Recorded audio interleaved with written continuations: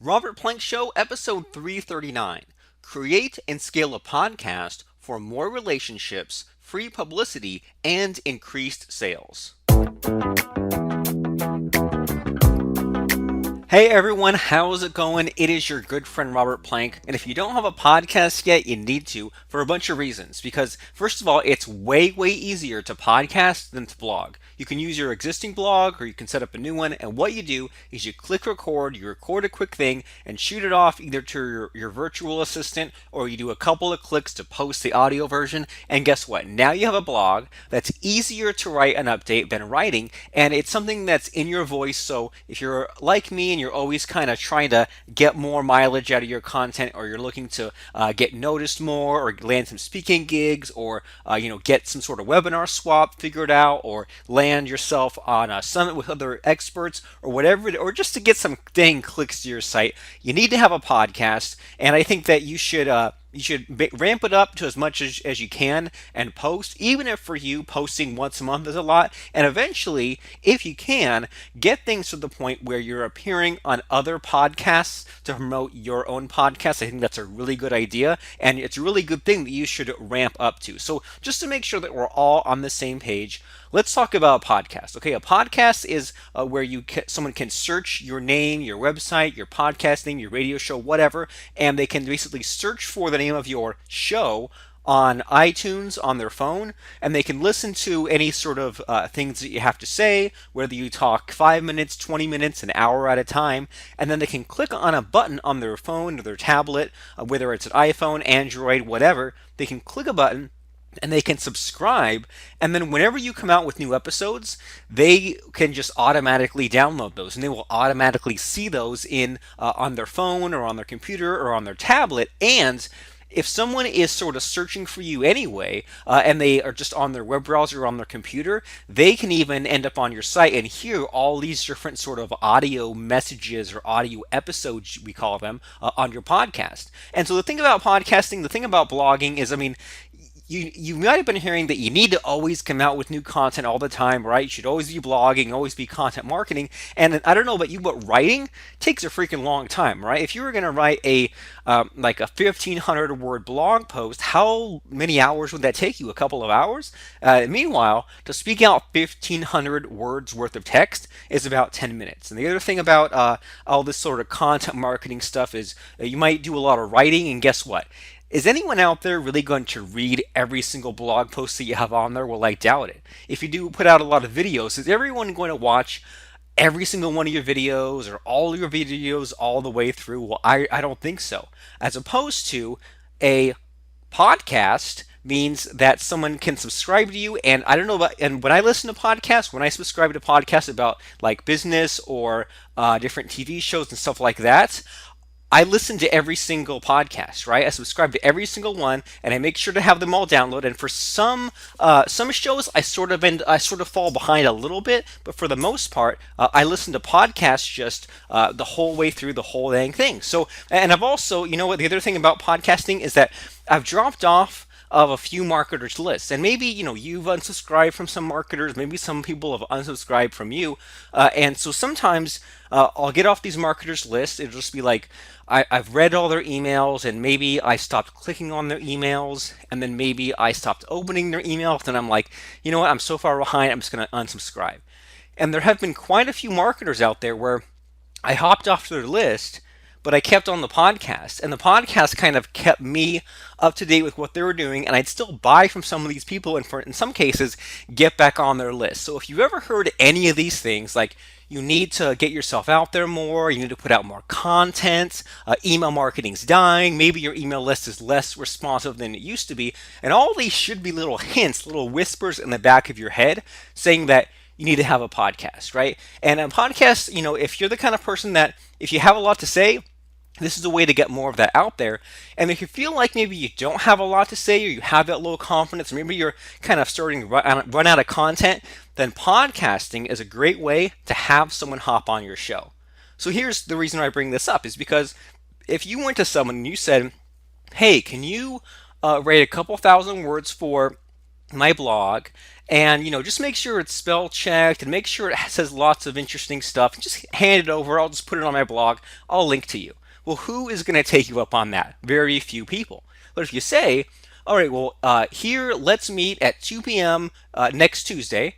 And at 2 p.m., just make sure to have your phone on, and I'll call you on the phone, and I'll ask you a couple questions, and we'll just kind of see where things go. And a lot of people, a lot of especially speakers and thought leaders and people with apps and people with websites and stuff like that, some of these people are on the phone all day long and would love for you to interview them. And what's also great about this whole interview thing is that the pressure is off of you, so you don't have to think of very much on your own, right? You just basically, if you ask some of these people, what do you have going on right now that has you really excited?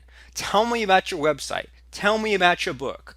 Tell me how you got started. Tell me about some mistakes you made early on. Tell me about some mistakes you see happening right now. Tell me, in whatever your niche is, if you're using this Apple, who is this app for, and what's the easiest way to get started? What's the number one mistake you see happening in your niche? And so, even just asking half of those questions would easily fill up 20 or 30 minutes. And guess what? All you have to do is ask one of those questions I just tossed out there, and it's up to the other person to sort of fill in the blanks. You can ask the same 4 or 5 questions every single time, and you get different answers from different people, and you wouldn't have to really do a lot of the work. So you have a bunch of different choices, right? If you're the kind of person where you have a lot to say, if you have a book, well, guess what? What if you just thought of, maybe for each chapter of your book, if you have a book of 10 chapters, could you talk about each chapter for 5 minutes, or could you plan on 5 minutes and end up taking 10 minutes?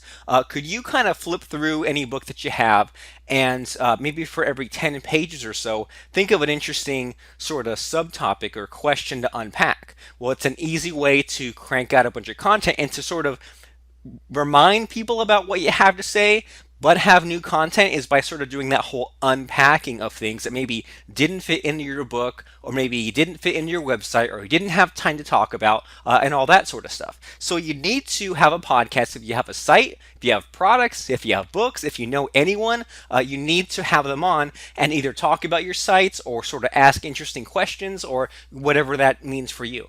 And so what's really great about podcasting also is that you get a really good handle on some of your stats. So I've put out 300 plus episodes, and I can sort of see what episodes are the most popular. I can see if my podcast is growing or dying. I can see what are some good topics, who are some good guests, who to have back on, which guests to contact for me to be on, and it's a lot of fun once you put out a bunch of these, and then you can look back at how well some of your episodes performed, and then sort of do this enough where it just becomes part of your routine. Maybe podcasting becomes part of Monday afternoons for you, or Monday mornings or something, and this is just a thing that you do to keep on putting yourself out there, because the last thing you want is to take a 6-month or a 1-year break from people noticing you, right?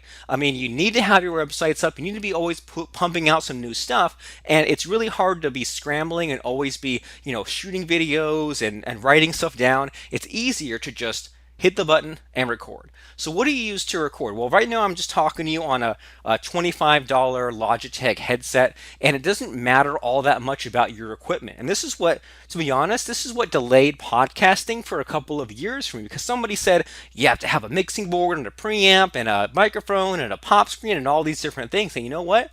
For your first bunch of podcast episodes, the equipment doesn't matter. You could literally have your cell phone and install an app called Evernote and hit the audio record button and just speak out your audio, and then that becomes your first episode. And our course for this is podcastcrusher.com, and we tell you to use the microphone that's built into your computer. If you don't want to use that, I show you how to get the $25 headset. We show you how to use some free software tools to get your podcast ready. Submitting your podcast to iTunes is free. You can submit as many podcasts to iTunes as you want.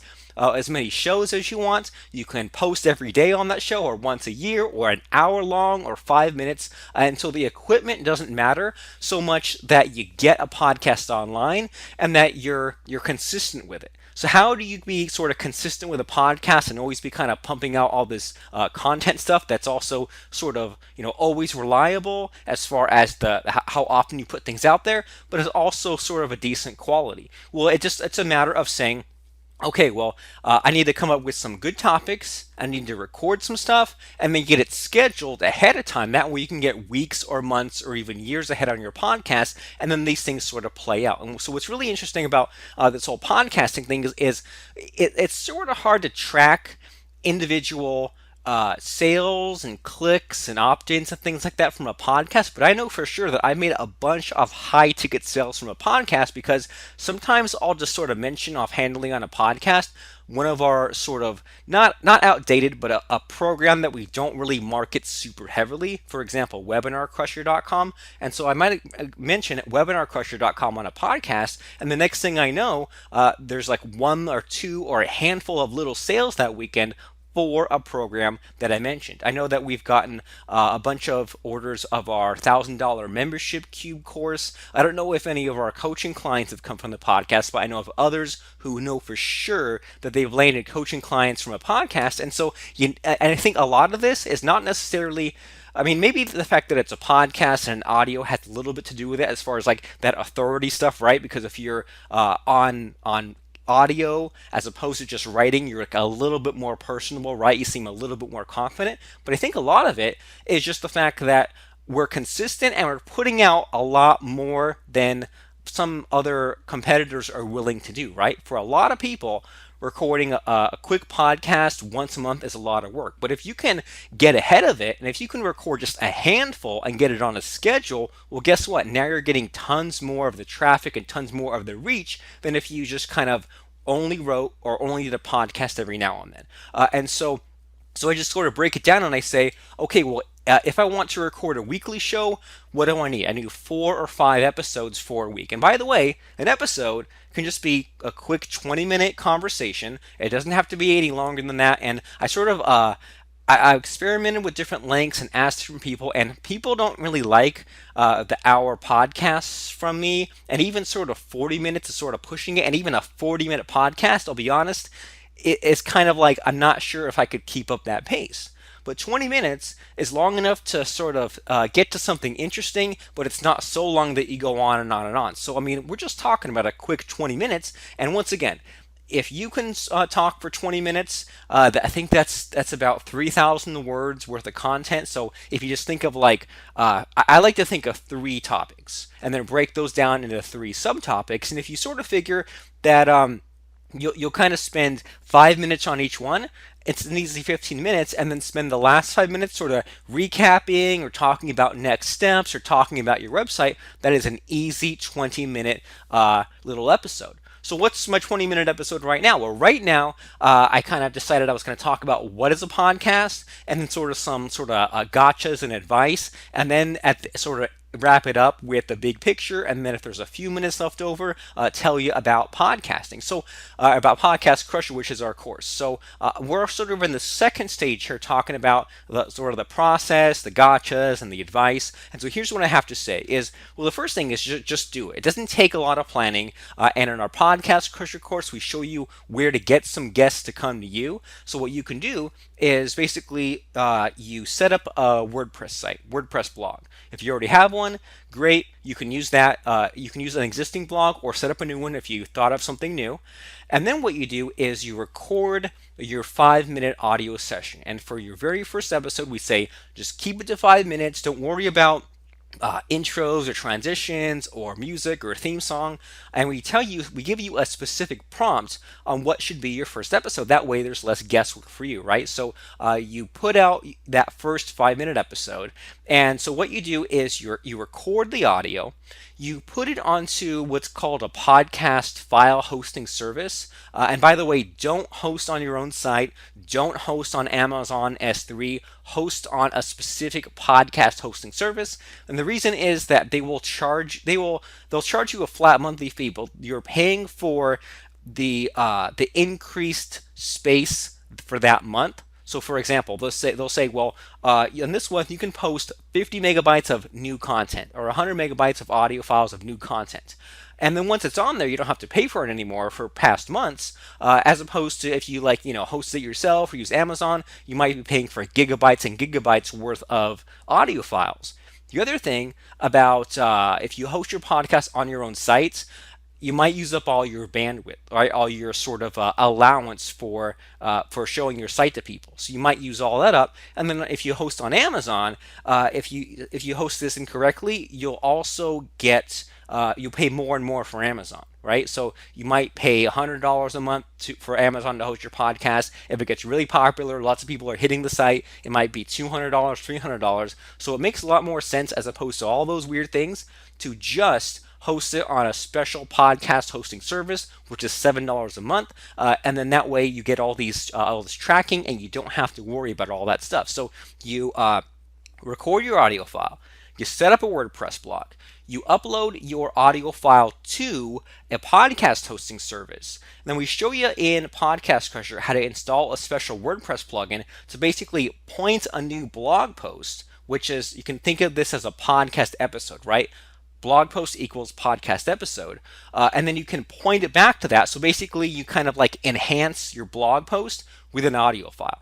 Now, I found this very interesting because if I have something new to say, I speak out what I was going to say, right? I upload the audio file to the podcast file hosting service. I go back to my blog. I make a new post. I say this is connected to this other audio on this file hosting service, and then there we go. And if I want to add in any like text or bullet points or links in the post itself, these are called show notes, and people will see these show notes near the audio player, the podcast player of my site. And if they view my podcast in their tablet or their phone on the podcasting app, then they can also kind of scroll through and they can see those links from the podcasting app as well. So there's just a few a few steps to this, a few pieces of this puzzle. And then what I really liked about it was, so I could post a new podcast episode if I wanted to, right? But I could also go back and I could sort of read my blog posts aloud, and then I could basically enhance my older blog posts as podcast episodes, right? So I could kind of fill up this my iTunes library, I guess, with all these narrations of my past podcast episodes. They're pretty cool, right? You just and then you can kind of work your way up and say, I'm going to record a bunch of stuff, I'm going to schedule a bunch of stuff, and then if you have guests coming on your show, then you get even more and more things recorded. So then I figure, okay, well, I get the podcast set up. Before doing anything else, let me just focus on that, right? And then I can turn my attention to how do I crank out more podcast episodes, right? And get a little better at it every time and keep coming up with new interesting stuff while still sort of staying on message and not kind of being all over the place. And then I get to the point where I say, okay, now how far ahead am I in the podcast? And then I ask myself, okay, well, how many people do I have scheduled ahead of time? And I end up having this calendar that's booked with a bunch of meetings that I can always cancel or move around or whatever, but I know that, okay, well, next week I'm talking to 4 different people about their businesses, and now they're kind of creating the content for me. And so one sort of tool I want to throw out there for you is called ContactMonkey. All right. And this is a tool where you could basically email people and contact them, contact, authors and coaches who always love to be on shows. And guess what? If you find someone who's previously been on a podcast episode before, especially recently, you don't have to talk them into appearing on a podcast. They're not afraid of being on one because they've been on podcasts before. And so ContactMonkey, this is, I think it's like maybe $15 a month. It allows you to track the opens and clicks on personal emails that you send with Gmail. So I use Gmail, and you should too. I think it's the best email client. The CEO of Yahoo, Melissa Mayer or something like that, the CEO of Yahoo quit. And she's like, oh, I'm so looking forward to using Gmail again now that I'm not in charge of Yahoo. So Gmail has like a really great interface for email, but Gmail combined with ContactMonkey is a huge, amazing, crazy resource because you can shoot out an email with ContactMonkey, and if someone opens it, you get a notification right away. You can see how many times somebody opened it. If you have links in your email, it will show you which links that they clicked on and how many times. And so this whole ContactMonkey tool, it's a really fun sort of way to a thing to kind of add to your arsenal, because if you're emailing different people putting out feelers to see like if they'll appear on your podcast, then you can see which of them opened it, which is kind of a funny thing. And so I think what's more important is quantity instead of quality, because the quality will sort of work itself out, right? If you do enough of anything, you do enough blog posts, Facebook lives, YouTube videos, podcasts, whatever, you do enough of it and you'll just eventually get better and better, and then the professional quality will kind of come after that experience. And I say that because I think a lot of people out there use the trap of looking professional to kind of prevent themselves from taking action, right? They say, oh, well, I can't make a podcast because I've got to have a video version of it, and I have to have like quick cuts and lights, and they maybe see someone else's stuff, right? They compare someone else's outsides to their insides, and they say, well, I has to look like that. Yeah, but you're not seeing that they have like a full-time team, a huge video production crew, and you can work your way up to that. But wouldn't it be a better bang for your buck to make a podcast first, just some short episodes, just some audio only, and then kind of work your way up to the more fancy stuff? And so a lot of people confuse quality of your content with production quality, right? Production quality means if you have like fancy painted walls and like fancy lighting and a fancy camera that like look, those cameras that like they just look professional because they cost so dang much. That's production quality. That's not content quality. Which would you rather have?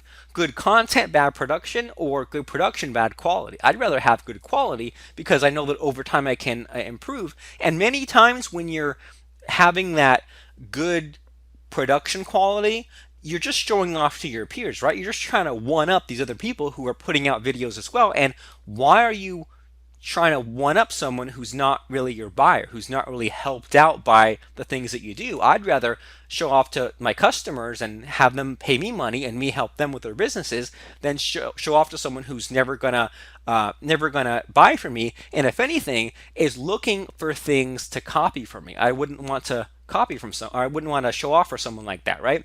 But what I would like to do is to maybe contact someone or follow up with a customer who's about to buy Podcast Crusher, but because they see a pop up on my podcast, because they see a Facebook Live, because they see I put something on YouTube, whatever, then they get that one extra reminder to go to a place like podcastcrusher.com and get their very own podcasts set up. Right? Get their very own podcast submitted to iTunes today by recording that quick 5-minute audio. You upload it to a special podcasting service, you make a blog post and link it, and then the very first time you do that, we show you in our course how to send your feed, or I guess you could call it like your just like your list of your most recent podcast episodes. The very first time you do that, you submit to Apple iTunes, and then they approve it within a few hours. And then now, every time you post to your blog with the special audio piece, iTunes just makes sure to notify all your subscribers that you have a new episode.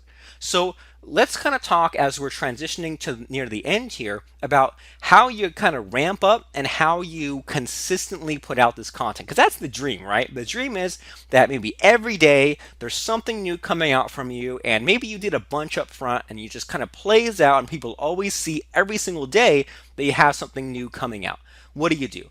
Well, I think that what you need to do is start small and plan for the worst to happen, and then kind of do a little bit more every day and every week, just so that way once you get a handle on things become more automatic. It becomes easier and easier. You work that muscle, you push yourself, and it used to be that recording one podcast episode felt like it took you all week, and then if you record 4 or 5 in a day, that seems like an easy kind of day.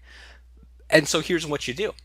Is first you get good at the process, right? You get good at recording, you get good at coming up with ideas, speaking on the spot, uploading, all that stuff, and then you figure out what are your bottlenecks, where is it slow, and maybe you take too long editing, or you take too long with all the technical switching back and forth, and that's a time to hire a virtual assistant or someone on Fiverr or something like that. And that way you can just focus on what you're good at, which is interviewing some guests or you talking about what it is that you want to talk about.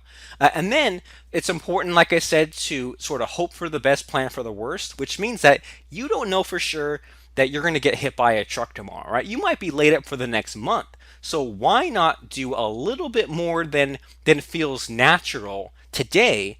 That way maybe you can get a week ahead on your podcast, 2 weeks, 3 weeks, 4 weeks ahead, and that way you can kick back, and if you want to do more, you can, but if not, you don't have to.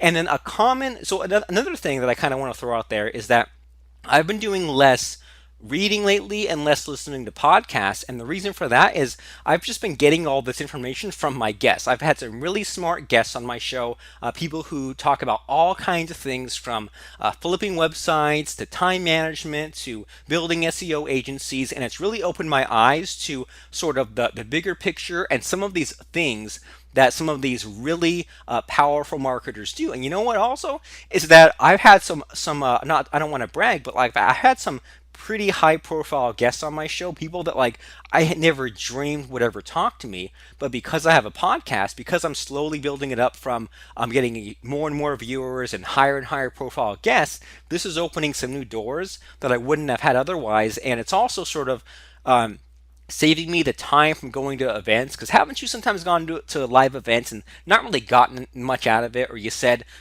I learned a few things but I didn't really make a lot of connections, I didn't really make a lot of joint venture partners, or I got a big stack of business cards and I gave away a bunch of business cards but it never really amounted to much. So podcast things, interview things, they're sort of these micro joint ventures where you can kind of start to know more and more people. And I've also just like picked up a lot of interesting takeaways in my business on like things that I could do and missed opportunities. And I want to remind you too that there are podcasts in just about every category. There are these like daily news podcasts, there are business podcasts, there are medical podcasts, there are podcasts for different hobbies, for TV shows, and there's some sort of statistic that like more and more people are listening to podcasts, and it's just becoming more of a sort of a mainstream thing. Most people know these days what a podcast is. And so the good news is that podcasting is catching on. The bad news is that you need to come up with some way of like differentiating. And the other good news is that a lot of other people, a lot of your competitors will start a podcast and then kind of stop before it's out there. So if you start a podcast and follow through and put it out there, now you're ahead of the game. If you're someone who maybe if you can get over that initial fear of being in front of a microphone, then guess what? You'll be one of those few people that have a podcast. So something else that sort of I think is really sort of funny with podcasting, with interviews, is that if you have a guest on your show, you're sort of putting them on the spot, aren't you? Right? Like you're asking them, and like sometimes I'll have a guest on my show, and I'll do my best to not be a know-it-all. So if they're talking about say like email marketing, I'll say, well, can you just back up a second and sort of catch everyone up, get us all on the same page, and tell us like what is email marketing, or like what tool do you use for email marketing, or like what's your favorite sort of email marketing service. So you don't have to be a know-it-all. You don't have to know this stuff. In fact, it's better if you don't know stuff, because then you can kind of ask to make sure that there are no gaps in your knowledge, catch you up, learn new things. So I have learned a bunch of cool things from some of these guests on my podcast. And so out of all the things I've learned from the guests on my podcast, the big takeaway for me has been that some of these high profile people who are making the big money, who I didn't think would ever talk to me, some of them they'll be on podcasts either all day long, or they'll have like one day of the week or month to be on tons of shows. They'll treat it like radio and TV, right? Like if a big famous actor, if like Chris Pine or someone comes out with a big movie, Chris Pine will be on all the talk shows. And some of these authors, if they come out with a new book, they'll be on all the podcasts. Or if they want to increase their podcast traffic, or they have a big product launch, or whatever it is, a new course, something, they'll be on all the podcasts. So if someone's going to be on all these podcasts, well, why wouldn't you be kind of in that rotation? That way, first of all, you're associated with them. and then you become a stop on the road for a lot of these other sort of high profile people, and eventually you're going to meet someone that you really hit it off with, and they'll be sort of the next joint venture partner, or your next affiliate, or whatever it ends up being. So let's talk about content creation and omnipresence, right? Because I don't know, like for whatever reason, people kind of getaways in their business, and they kind of pull back, right? They put that one foot on the brake.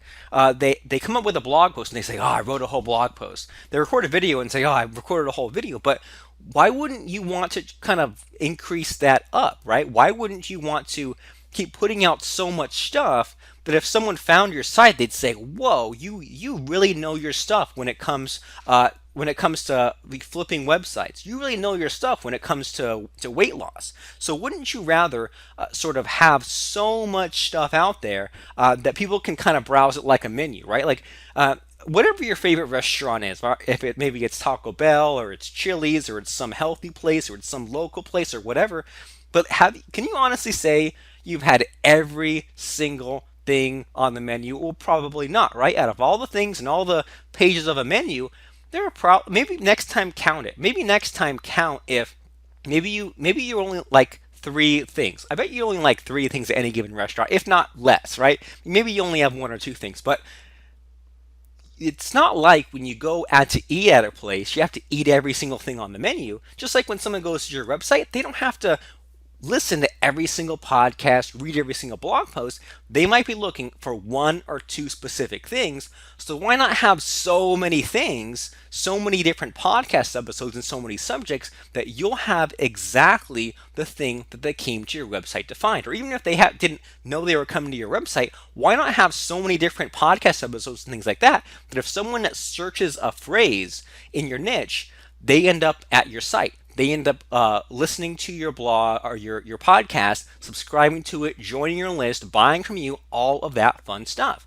So don't wait for the time to be just right, and put out those consistent daily actions. So here's another sort of recurring theme. Man, I have an itchy nose today, but a recurring theme from a lot of my podcast guests has been sort of this idea of consistent daily actions. So today I had a LinkedIn expert on my show, and he just talked about how every day, 15 minutes twice a day, he just browses other influencers LinkedIn pages and shoots out some emails, and just those handful of things every day leads to tons and tons of opt-ins and sales and coaching clients just for him. So if you recorded just like a quick podcast episode every day, first thing in the morning, or a couple times a week, or once a week, that would really add up a lot. And so this is sort of a common thing I've been hearing from a lot of people, is that a lot of these guests, the ones that are successful, they say, well, they choose sort of a goal in the future, a milestone, and get themselves kind of pointed in that direction, and then do the steps every day to get to that milestone. And once they're there, then they kind of readjust and figure out what's the next milestone, and just kind of find the time for those consistent daily actions. People that don't do well, people that are frustrated, they don't have much of a schedule, they don't do much every single day, they're not really leading towards anything, or maybe they're always kind of, editing a book. And you know what? If you're working on a book, if a book sounds like a good idea to you, why not record it in pieces in a podcast? And that way you end up with a book, or the missing pages of your book that you've always wanted to fill in. Or if you have a book that's already out there, why not record a few podcast episodes talking about the different parts of the book, and then every time promote the book at the end, and then that way you have all these drivers of traffic ending up back in your book. And then guess what? You could dump all those podcast episodes out, put them all behind a membership site, and that becomes a bonus or something like that for buying your book. So lots of possibilities there. And so consistent daily actions, and the analogy it always sort of reminds me of is, what if you ate a big pack of Oreo cookies today? Would you gain 20 pounds? Well, no. If you ate a big pack of Oreo cookies every day for a month, you'd probably gain 20 pounds. And then you'd say, well, how do I lose the 20 pounds? Well, maybe you'd stop eating a pack of Oreo cookies for one day, and you'd say, why didn't I lose 20 pounds? Because you only did it for one day. But if you stopped eating a pack of Oreo cookies every day for a month, then you lose the 20 pounds. So it's sort of like your actions, your consistent actions add up, but only over time. And you don't have to be perfect. Like, you hear me kind of stumbling over my words. I'd rather be real and authentic and get myself out there than have every single and ah edited out. So do those things every day and then sort of get a little bit better at it, right? And a little bit better at it means, for me, means if I shoot for a particular length of time for a podcast, landing on that better. It means being a little bit of a better speaker, right? Being a little bit more well spoken, as opposed to when I think back or I listen back to recording something when I was super younger, I would like say half a sentence and half a sentence, and it was just kind of flying all over the place. And I still sort of do, but I feel like I'm better at getting at a point. And then as far as interacting with people, there are ways to be like a better host, right? As far as like being polite and being present and listening to people. And so as far as like having someone on your host, you might think the first few times that it's awkward, but if you can find a way to enjoy the awkwardness, you'll still win. And the other thing to remember is that you might be nervous a little bit, but they have a lot more to be nervous about, your guest does, because they actually have to deliver the goods. You're the person asking the questions and stuff like that, and many times, like, I'll ask a question and I won't really have to do much for about 5 minutes. They just kind of speak out what they're going to say in response to the question. And so to make things go over a little bit easier as far as like your podcast guests, a big thing that has helped me, and this is sort of relates to like persuasion and NLP and stuff like that, is mirroring, right? Mirroring means that if someone is speaking to you at a very slow pace, so don't copy them, but sort of like slow down your pace of speech. If someone's loud or someone's soft, sort of try to match their loudness or their softness. And I wouldn't do it as far as like matching their words, but I mean, so much that's helped me with this interview stuff is sort of matching their speed, or if they're like friendly or sort of short, matching that, and then recapping what it is that they said. And this was weird at first, right? Because let's say someone comes and talks about LinkedIn and they say, what I do is like this thing for 15 minutes and then this thing for 15 minutes. And I go, okay, so just to make sure that I'm getting this, and I can sort of repeat back what they said, or I said, well, this reminds me of such and such, but just like going back and recapping what they said and saying what I love about that is blank, just helps so much. And so mirror things and always be thinking about sort of moving the conversation forward, right? Because if you ask someone, well, what it is that you do, maybe they'll say something, and within that little bio they gave to you, maybe there'll be a little piece of there to unpack. Right? And they'll say, well, what I do is I do LinkedIn, Twitter, Facebook. Ooh, LinkedIn, let's talk about that. They tell me what LinkedIn is. And I say, okay, well, based on that, moving it forward, like what's your most interesting thing about LinkedIn these days, right? Or if we say we're talking about them publishing a book, right? And I say, well, do you like to do fiction or nonfiction? Or like, what's your latest book about? Where can we go check it out? And just sort of move it forward. And even if you're not really sure, if you sometimes get stumped about what to unpack or what to move forward, well, then how about this? Ask about their mindset or their thought process, so we can say, well, what gave you the idea for that app?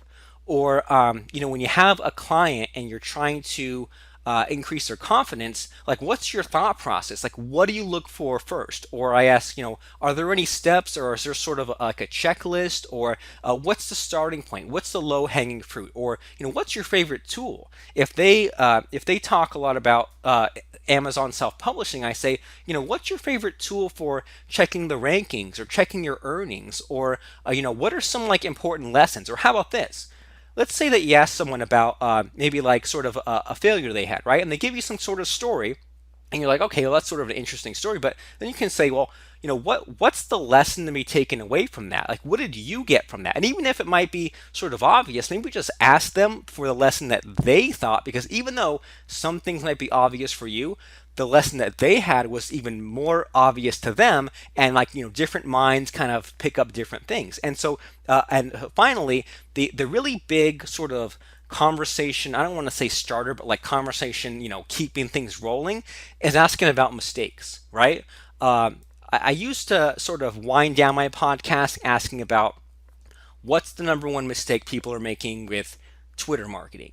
But I've also sort of asked about, what's like some of your past mistakes, or, what's a thing that you could tell your younger self to avoid other mistakes. So mistakes are always great conversation starters because they're sort of the built-in story, right? There's some built-in relatability because everyone can relate to, oh, I totally screwed this up or I totally screwed that up. And then there's a chance to hide a lesson in there and explain how they got out of it. And so it becomes a before and after. And it's so much good stuff in one, just asking about different mistakes. So maybe keep that in mind. That's really good conversation fodder for if you're thinking about making a podcast. First of all, stop thinking, do it. Podcastcrusher.com. And then think about what sort of mistake. I mean, just even like think of that word, right? I mean, I'm even gonna hold this up for you here. So mistakes, right? Think about what kind of mistakes that you can dive into. Your own mistakes in your past, or your guests' mistakes, because there's sort of that kind of arc, that journey where you can say, well, things got bad, things came back up, and that becomes sort of that entertainment plus selling that everyone seems to love. So once you do that, you just become better and better, and you figure out, well, can I get more guests? Can I send some paid traffic? Can I pump out more episodes? Can I do more of my fun traffic, my social media stuff? Can I ask my guests to promote?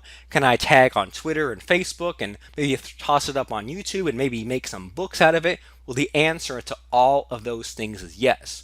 There are all kinds of fun possibilities when it comes with podcasting, but you have to crawl before you run. You have to have a podcast in place before you do any of this fun podcasting stuff. So you owe it to yourself and your future and your business and your family and your family's future and the future of your business and all those fun things to set up a podcast. So make sure you go right now to podcastcrusher.com because that is the place, that is the course that shows you how to get that podcast set up. All right? The equipment doesn't matter that much. Your ums and ahs don't matter that much. What matters is that you record it, you put it online, and that way you become one of those few people who has a podcast. Lots and lots of people have websites. Lots of people have blogs, but less people have podcasts, and podcasts are one of these growing things.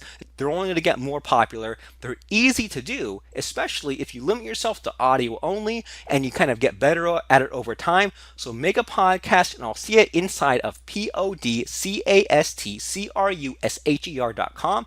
That's podcastcrusher.com. I'm Robert Plank from podcastcrusher.com. Thanks for listening, and I'll see you very soon inside podcastcrusher.com.